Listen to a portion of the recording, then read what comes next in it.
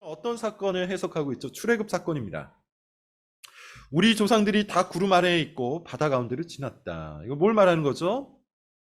하나님께서 구름 기둥으로 그들을 돌보신 사건과 홍해를 가르시고 그들을 인도하신 사건을 말하는 거예요. 이 두 가지 사건은 이스라엘이 비로소 하나님의 백성이 되었다는 것을 상징적으로 보여주는 사건이었습니다. 하나님께서 그들을 구원하셔서 그들을 자기 백성으로 만드신 상징적인 사건, 그것이 바로 이 두 개의 사건이에요. 그래서 바울은 이 두 개의 사건을 신약의 관점에서 세례 사건이라고 해석을 하고 있는 겁니다.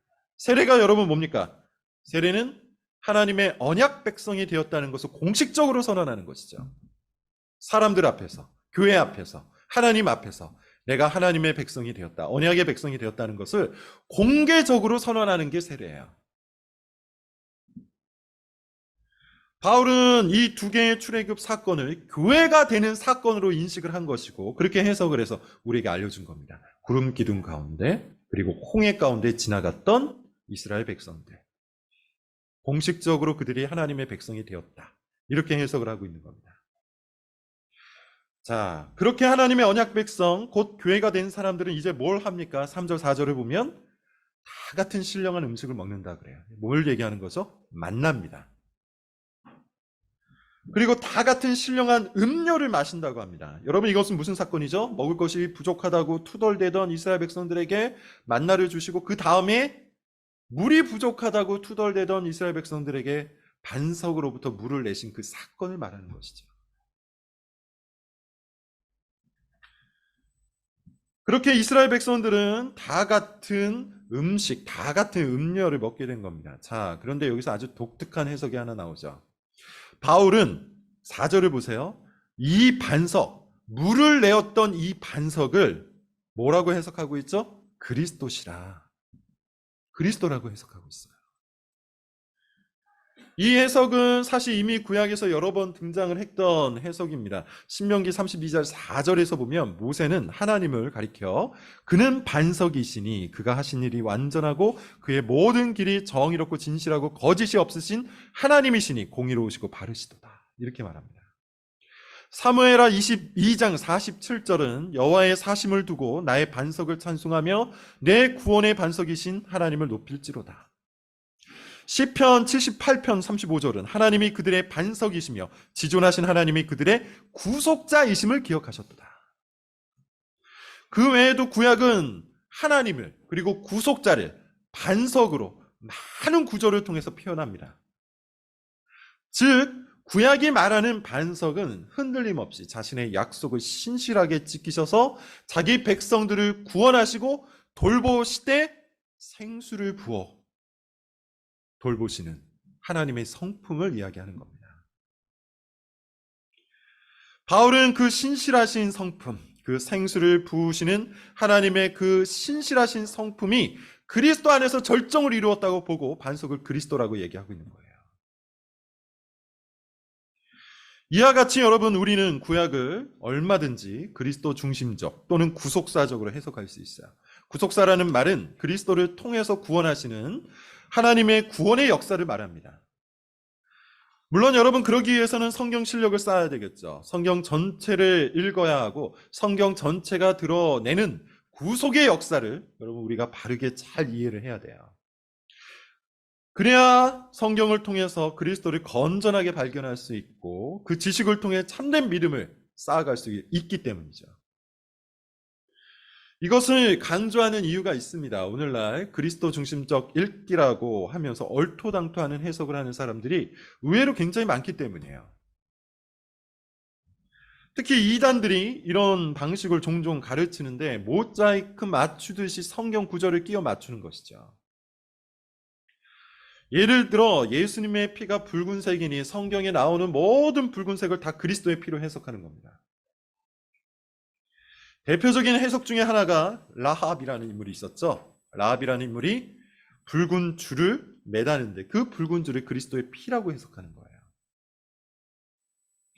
실제로 세대주의자들이 즐겨보는 스코필드 관주를 보면 그렇게 해석하고 있어요. 라합이 매단 그 붉은 줄은 희생 제물의 피다, 이렇게 해석을 하고 그렇게 가르치고 있어요. 그러나 근거가 희박합니다. 라합의 붉은 줄을 그런 방식으로 그리스도의 피로, 희생 제물의 피로 해석하려면 다른 성경 구절의 지지가 필요해요.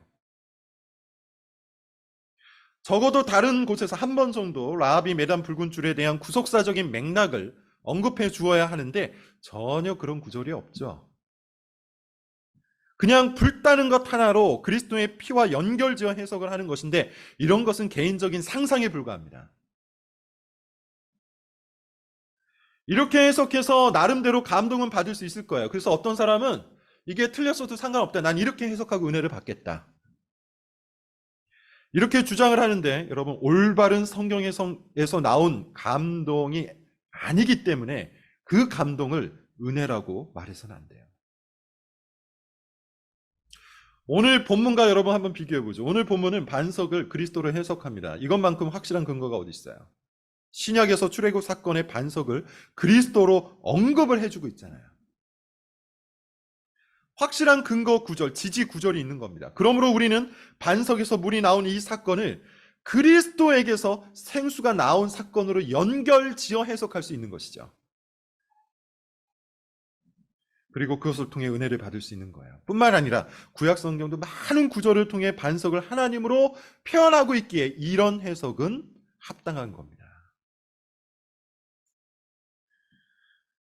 색깔이나 모양이나 이름 등 그리스도를 영상시킨다는 이유 하나만으로 그리스도 중심적인 해석을 함부로 해서는 안 된다는 것이죠. 그렇게 하면 아주 쉽게 구약을 그리스도로 연결시킬 수 있겠지만, 그래서 나름대로 감동도 받을 수 있겠지만 대단히 위험한 해석이 될 수밖에 없습니다. 반드시 또 다른 성경 구절의 지지가 필요해요. 구약 성경을 그리스도 안에서 그리스도로 연결지어 해석하기 위해서는 반드시 다른 성경 구절의 지지가 필요합니다. 그러므로 여러분, 우리에게는 성경을 하나의 구절이 아니라 성경 전체 구절을 통해 이해할 수 있는 그런 실력이 필요한 거죠. 그래서 성경 통독을 꾸준히 해야 돼요. 성경 전체를 읽어나갈 수 있어야 돼요.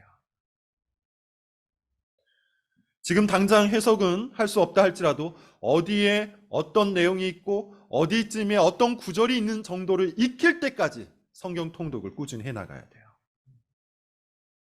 이것을 전체 성경의 원리라고 하고 이것이 종교개혁을 일으켰다. 아주 중요한 원리 중 하나였어요.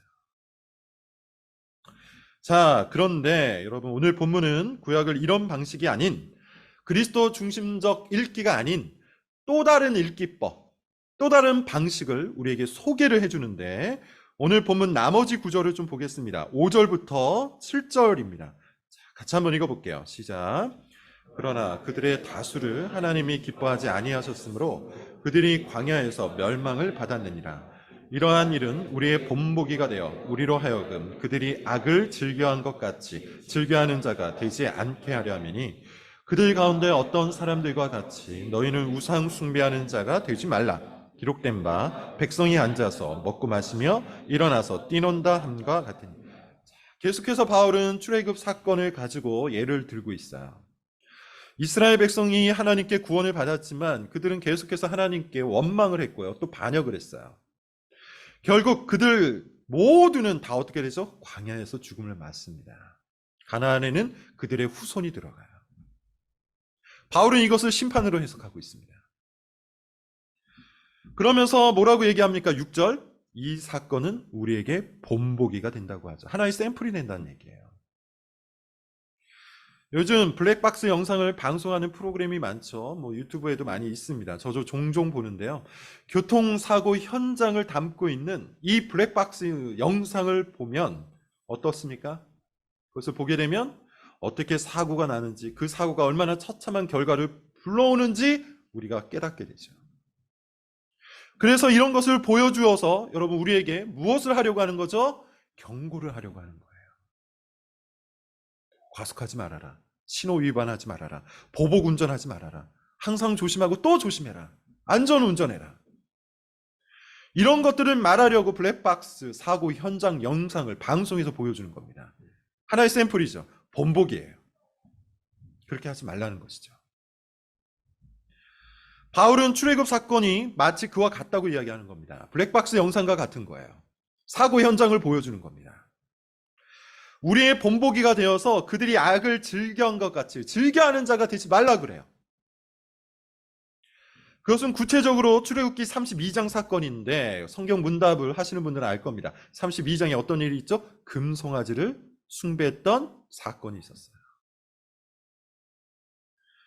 그 사건을 이렇게 해석하고 있는 겁니다. 우리의 본보기가 된 우리는 그렇게 하지 말자.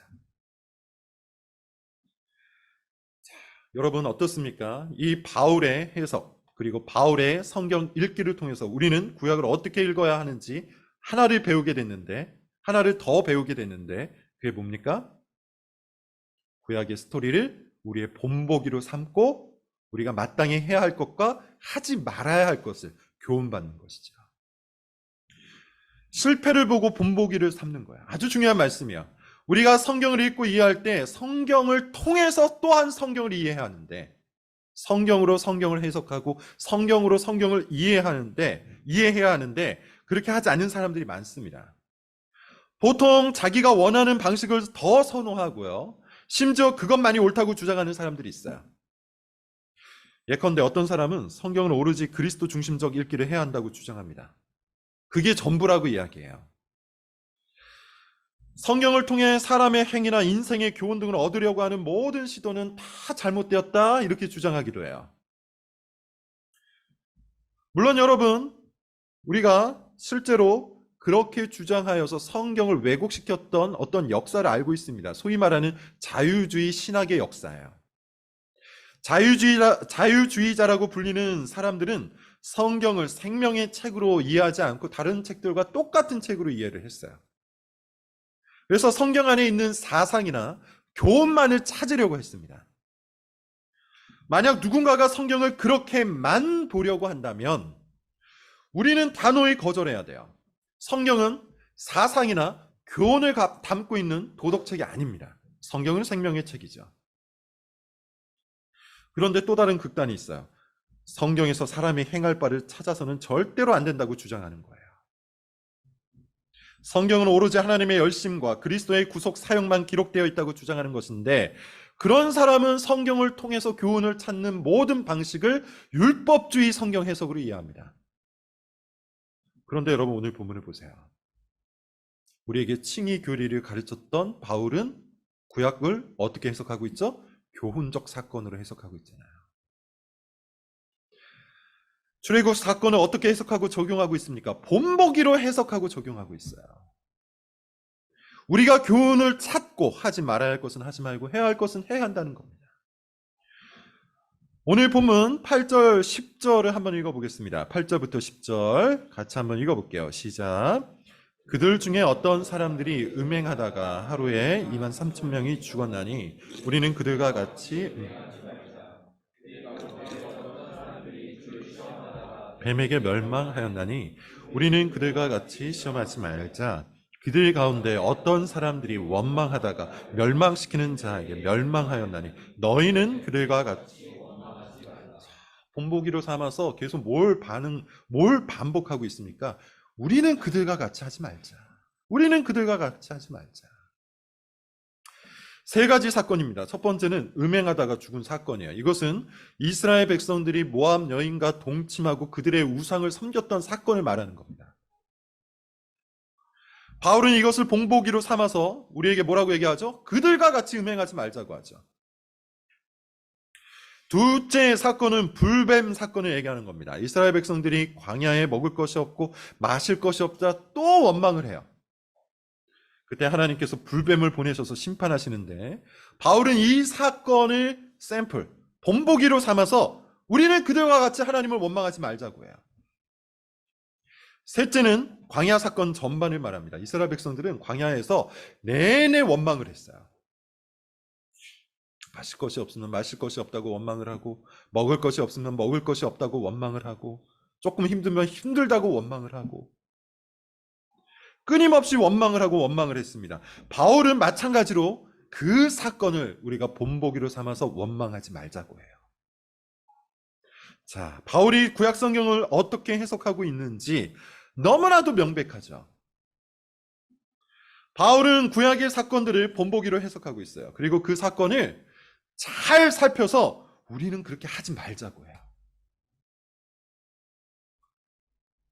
여기서 우리는 구약을 어떻게 읽어야 하는지를 배웁니다. 여러분, 말씀을 드린 것처럼 당연히 우리는 구약을 통해서 드러나는 우리의 죄와 연약함을 발견하고 그럼에도 불구하고 베푸시는 하나님의 은혜와 사랑을 또한 붙들어야 돼요.